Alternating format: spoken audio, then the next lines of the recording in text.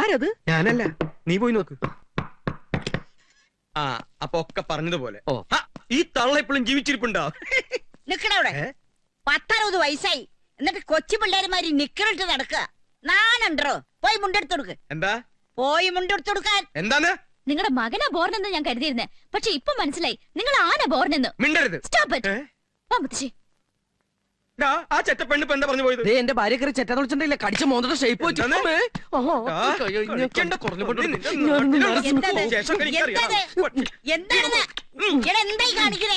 അച്ഛനും മോനും കൂടി ഉമ്മ വെച്ച് കളിക്കുക. അമ്മമ്മ കൂടണ്ട. സ്വന്തം ഭാര്യ വീട്ടിലുള്ളപ്പോ നാനുണ്ടോ നിനക്ക്? ആഭാസൻ. അല്ല അമ്മമ്മ, ഉമ്മ ഞാൻ അല്ല. പൊടി ഞാനുണ്ട്. ഛേ, ഇതാ പറഞ്ഞത്, ഒരു നല്ല ഐഡിയയും ഒരാൾക്കും പറഞ്ഞു കൊടുക്കരുതെന്ന്.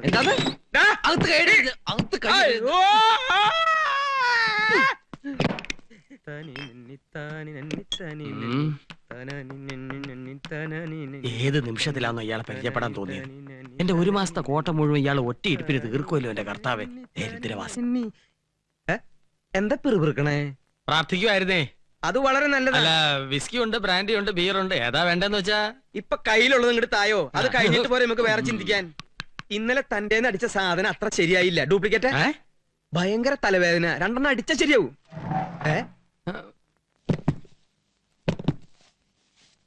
എന്താ ഒരു ശബ്ദം?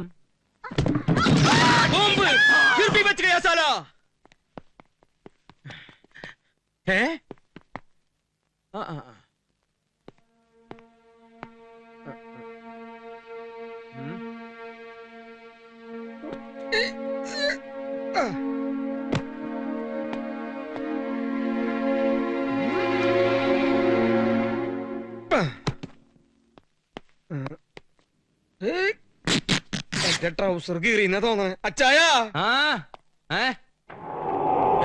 എന്താ? എന്ത് പറ്റി? അനക്കമില്ലല്ലോ. ഞാൻ ആംബുലൻസ് വിളിക്കാം. വരൂ വരൂ വരൂ. ഭർത്താവേ, നീ കുഞ്ഞാടിനെ രക്ഷിക്കണമേ. മെല്ലെ എടുത്തോളൂ. പൊങ്ങട്ടെ എടുക്കുന്നേ. പൊങ്ങട്ടെ പൊങ്ങട്ടെന്നേ. അതെ, പൊങ്ങട്ടെ. നിങ്ങൾ വിചാരിച്ച നടക്കില്ല. നല്ല കട്ടപ്പാര എടുത്തിട്ടു അച്ചല്ലേ. ശരി.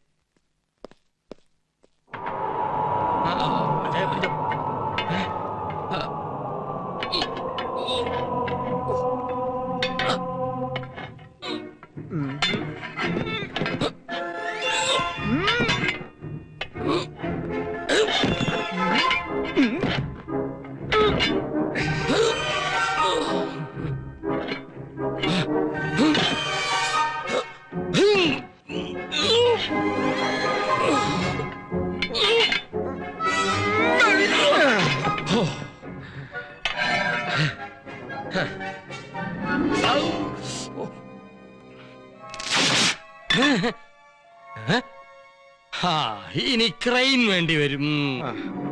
വേറെ ഇരുമ്പ് സ്ട്രെച്ച് കൊണ്ടുവാടാ.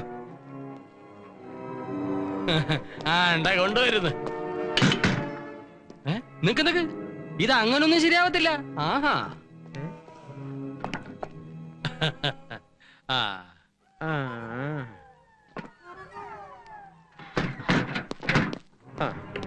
അടിയിൽ വെക്ക്.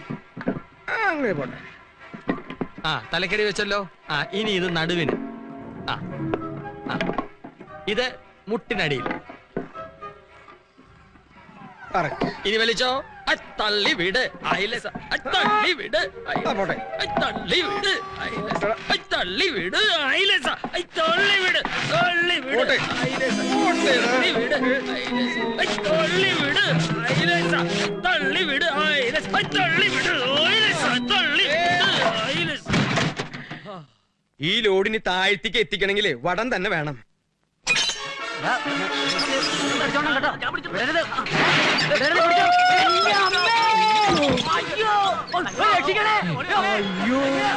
ഈശോയെ, ഇനി എന്താ ചെയ്യാ?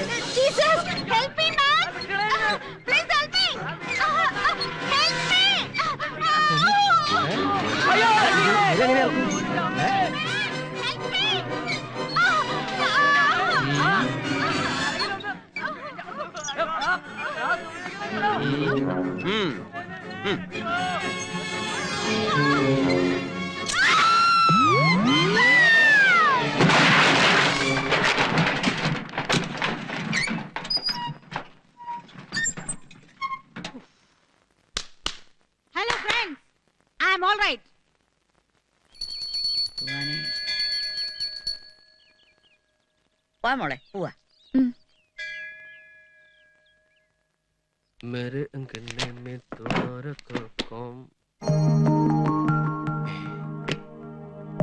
നീയോ? നീ എന്തിനാ ഇപ്പൊ ഇങ്ങോട്ട് വന്നേ? എന്റെ കുഞ്ഞ്. കുഞ്ഞോ? ഏത് കുഞ്ഞ്? എവിടത്തെ കുഞ്ഞ്? എന്ത് കുഞ്ഞ്? എനിക്കെന്റെ കുഞ്ഞിനെ വേണം. വൃത്തിയോടെ പറയരുത് കേട്ടോ, അല്ലെങ്കിൽ തന്നെ നീ കാരണം ഇല്ലാത്ത പുലുവാലി പിടിച്ചിരിക്ക. ഇനി കുഞ്ഞിന്റെ പേരിലാണ് പുതിയ പരിപാടിയായിട്ട് വരുന്നെങ്കിൽ എന്റെ സ്വഭാവം മാറൂട്ടോ. അയ്യോ, അന്ന് നിങ്ങളുടെ കാറിൽ ഞാനാ എന്റെ മോനെ കൊണ്ടുവന്ന് വെച്ച്. അവന്റെ കാര്യം ഞാനീ പറയുന്നത്. ഓ, അത് നിന്റെ കുഞ്ഞായിരുന്നു അല്ലേ? ആദ്യം കുഞ്ഞിനെ ഇങ്ങടെ ഏൽപ്പിക്കുക, പിന്നെ അതിനെ കാണാനാണെന്നും പറഞ്ഞ് ഇടയ്ക്കിടയ്ക്ക് ഒരു വിസിറ്റ്. അങ്ങനെ ഇവിടെ സ്ഥിരമായിട്ട് താമസിക്കാനുള്ള പരിപാടി ആയിരിക്കും അല്ലേ? കൊള്ളാം. ആ മോഹമോളങ്ങ് മനസ്സിൽ വെച്ചാ മതി. കൊച്ചിനെ കൊണ്ട് അനാഥാലയത്തിലാക്കിണ്ട്. വേണേ അവിടെ പോയി വാങ്ങിച്ചോ. എന്റെ കൊച്ചൊന്നുമില്ല. ഒന്ന് വേഗം പോകാൻ നോക്കിയേ, ആരെങ്കിലും കാണും. ഇതിനെന്തെങ്കിലും ഒരു തീരുമാനം ഉണ്ടാക്കണം. പവർ കട്ട് പോലെ അടിക്കടി ഭാര്യ പിണങ്ങി പോകുമ്പോ ഒരു ഇൻവെർട്ടറിനോട് ആഗ്രഹം തോന്നുന്നതിൽ തെറ്റൊന്നുമില്ല. അവനും ഒരു ചെറുപ്പക്കാരനല്ലേ? ഞാൻ വിചാരിച്ച പോലെ ഗോപാലകൃഷ്ണൻ അത്ര കുഴപ്പക്കാരനല്ല. ഇത്രയും നല്ല സൽസ്വഭാവമുള്ള ഒരു ചെറുപ്പക്കാരനെ ഞാൻ എന്റെ ജീവിതത്തിൽ കണ്ടിട്ടില്ല. കർത്താവേ, കുഴയുന്ന മട്ടാണല്ലോ. ആ ചെറുപ്പക്കാരനെ രക്ഷിക്കണമല്ലോ. എനിക്ക് കുഞ്ഞിനെ കാണാൻ ധൃതിയായി. ചേട്ടൻ പുറത്ത് ഓട്ടോറിക്ഷ വെയിറ്റ് ചെയ്യാ. നിന്റെ ഭർത്താവിന് ഏത് സമയത്ത് ഓട്ടോറിക്ഷയിൽ വെയിറ്റ് ചെയ്യലാണോ പണി? കുഞ്ഞി അഡ്രസ്സിലുണ്ട്. ഈ ഉപകാരം ഞാൻ ഒരിക്കലും ഉപദ്രവിക്കാതിരുന്നാ മതിയേ. എന്താ അപകടമാണ് ഇവിടെ നിൽക്കുന്ന അപകടമാണ്. എന്താ പറയുന്നേ? ഞാൻ പറയുന്നത് ഇവിടെ അവർ ഒരിക്കലും കാണാൻ പാടില്ല. ആര്? നീ ഇവിടെ ഇറക്കി വിടാൻ നോക്ക്, അല്ലെങ്കിലേ പ്രശ്നങ്ങളുടെ നടുവിലാണ് നീ. എന്താ എന്താ മോനെ, ഈ അച്ചായൻ പറയുന്നതൊക്കെ ബാക്കി ഞാൻ മാനേജ് ചെയ്തോളാം. കാര്യം പറഞ്ഞു. ആ തള്ളയും നിന്റെ ഭാര്യ. ചടി ചടി ചടി ചാടാനോ? ഒരു കയറുണ്ടായിരുന്നെങ്കിൽ കഴുത്ത് കെട്ടി ഇറക്കായിരുന്നു. സാരി അഴിക്ക് പെണ്ണേ. സാരിക്ക് നീളം പറ്റോ? നീ വേണ്ട, മുണ്ട് വെച്ച് കൂട്ടി കെട്ടാം. സാരി അഴിക്ക്. പെട്ടെന്നാവട്ടെ അങ്ങോട്ട്.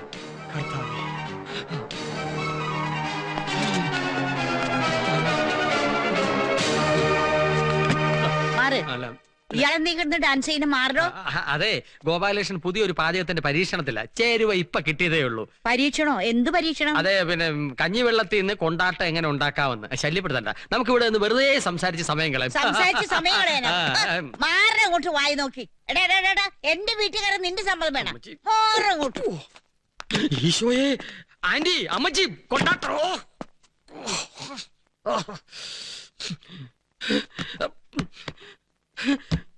കർത്താവേ, അവന്റെ ആത്മാവിന് കൂട്ടായിരിക്കണമേ. ആരും കാണാതെ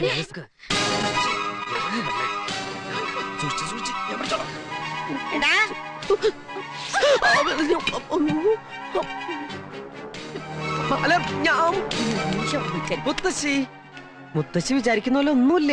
കൈയെടുക്കണം. മിണ്ടി പോരുത് വൃത്തികെട്ടവനെ. നിന്നെ പറ്റി അവള് പറയുന്നതൊക്കെ സത്യമാണെന്ന് എനിക്ക് ഇപ്പഴാ മനസ്സിലായത്. മുത്തശ്ശി, ഞാൻ പറയുന്ന അയ്യേ, ഇങ്ങനെ നോക്കരുത്. നാനുണ്ടോടാ നിനക്ക്? കുറച്ച്. ഇവിടെ ഉള്ളപ്പോഴേ നിന്റെ സ്വഭാവം ഇങ്ങനെ.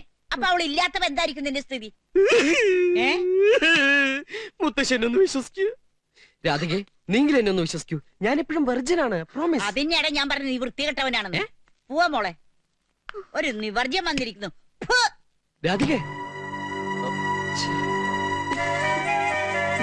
ഇത്ര വൃത്തികെട്ടവനാണ് അവൻ ഞാൻ തീരെ പ്രതീക്ഷിച്ചില്ല.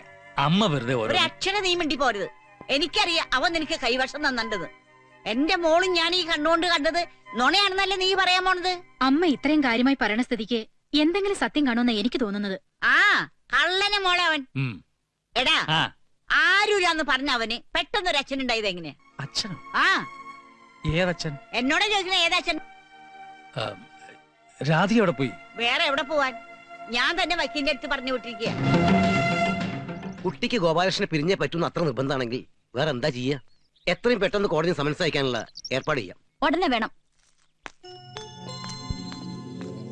കോടതിന്ന് നോട്ടീസ് അയപ്പിക്കാന്ന് പറഞ്ഞ അവള് ചില്ലറക്കാരിയല്ലോ. എങ്ങനെ അയക്കാതിരിക്കും? ആ മാതിരി പണിയല്ലേ ഇയാൾ ചെയ്തു വെച്ചിരിക്കണേ. അയ്യോ, എന്റെ കർത്താവ്, എനിക്ക് അറിയായിരുന്നു ആ പെണ്ണ് അവന്റെ പഴയ കെട്ടിയോളായിരുന്നെന്ന്. അതൊക്കെ പോട്ടെ, കഴിഞ്ഞത് കഴിഞ്ഞു. പക്ഷെ ഇതിൽ നീ തോറ്റു കൊടുക്കരുത്. അങ്ങനെ തുമ്മിയാ തെറിക്കണ മൂക്കണെ അങ്ങോട്ട് നീട്ടി തുമ്മി കൊടുക്കടാ. പോട്ടെ, എന്നിട്ട് വേണം നല്ല മണി പോലത്തെ ഒരു പെങ്കൊച്ചിനെ കണ്ടുപിടിച്ച് നിനക്ക് കെട്ടിച്ചേരാൻ. വേണ്ട വേണ്ട, എനിക്കൊന്നും എന്റെ ജീവിതത്തിൽ വിധിച്ചിട്ടുള്ളതല്ല ഈ കല്യാണവും കുടുംബജീവിതമൊക്കെ. മോനെ, നിന്റെ വിഷമം എനിക്ക് മനസ്സിലാവും. മറ്റാരേക്കാൾ നിങ്ങൾ കരുതും പോലെ ഞാനിവന്റെ അച്ഛനല്ല. പക്ഷേ എനിക്ക് ഇവൻ മകനേക്കാൾ വലുതാ. അമ്മാവന്റെ വീട്ടിൽ അഭയാർത്ഥിയായി കഴിയുന്ന കാലം മുതലേ എനിക്കിവനറിയാം.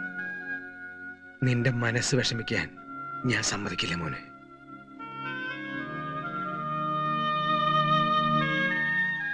നീ ധൈര്യമായിട്ടിരിക്കേ. ഞാൻ ഇന്ന് പോയി ജോലിക്ക് ജോയിൻ ചെയ്തില്ലെങ്കിൽ ഇവന്റെ പണി പോവും. ഇത്രയും നാള് കാണാതായപ്പോ എന്നെ കൊണ്ടുപോകാൻ വേണ്ടി വന്നതാ. പക്ഷെ ഞാൻ ഉടനെ തിരിച്ചു വരും നിന്നെ ഇവിടുന്ന് കൊണ്ടുപോകാൻ എന്റെ കൂടെ. അതിനു മുമ്പ് നീ കോടതി പോണം. എന്നിട്ട് അവിടെ പറയണം തന്നിഷ്ടക്കാരിയായ ഒരു പെണ്ണിന്റെ കൂടെ ജീവിക്കുന്നതിലും ഭേദം വിവാഹമോചനമാണെന്ന്. നീ കോടതി പോയില്ലെങ്കിൽ അവള് കരുതും ജയിച്ചത് അവളാണെന്ന്.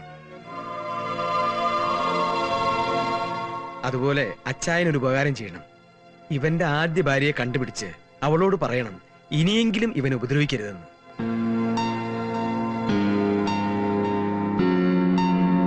ഒരു ദിവസം സവാരിക്കായി ഓട്ടോ എടുത്തു പോയതാ. വഴിയിന്ന് കയറി ഏതോ ഒരുത്തന്റെ കയ്യിൽ എന്തോ മയക്കുമരുന്നുണ്ടായിരുന്നു.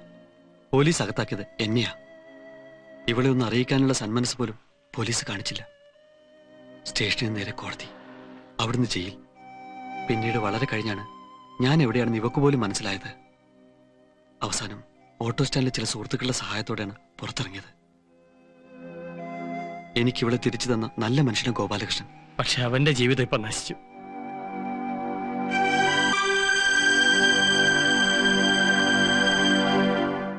തൃപ്തിയായല്ലോ? എത്ര തവണ ഞാൻ നിന്നോട് പറഞ്ഞു അവൻ തെറ്റുകാരനല്ലാന്ന്. അപ്പോഴൊക്കെ നിന്റെ അച്ഛന്റെ വാക്കിനേക്കാളും ഭർത്താവിനേക്കാളും വലുത് നിന്റെ വാശിയായിരുന്നു. സീതേ, നീ പറയാറുള്ളതാണ് ശരി. തെറ്റെന്റേതാണ്. മക്കളെ ഞാൻ അമിതമായി ലാളിച്ചു, ഒരുപാട് സ്വാതന്ത്ര്യം കൊടുത്തു. പാടില്ലായിരുന്നു. എത്രയോ കുട്ടികൾക്ക് അറിവ് പകർന്നു കൊടുത്തിട്ടുള്ളവനാണ് ഞാൻ. പക്ഷെ ഇപ്പൊ എന്റെ മകള് എനിക്കൊരു തിരിച്ചറിവ് പറഞ്ഞു തന്നു. വീടാണ് വിദ്യാലയം. അച്ഛനും അമ്മയും മാതൃകാ അധ്യാപകരാണ്.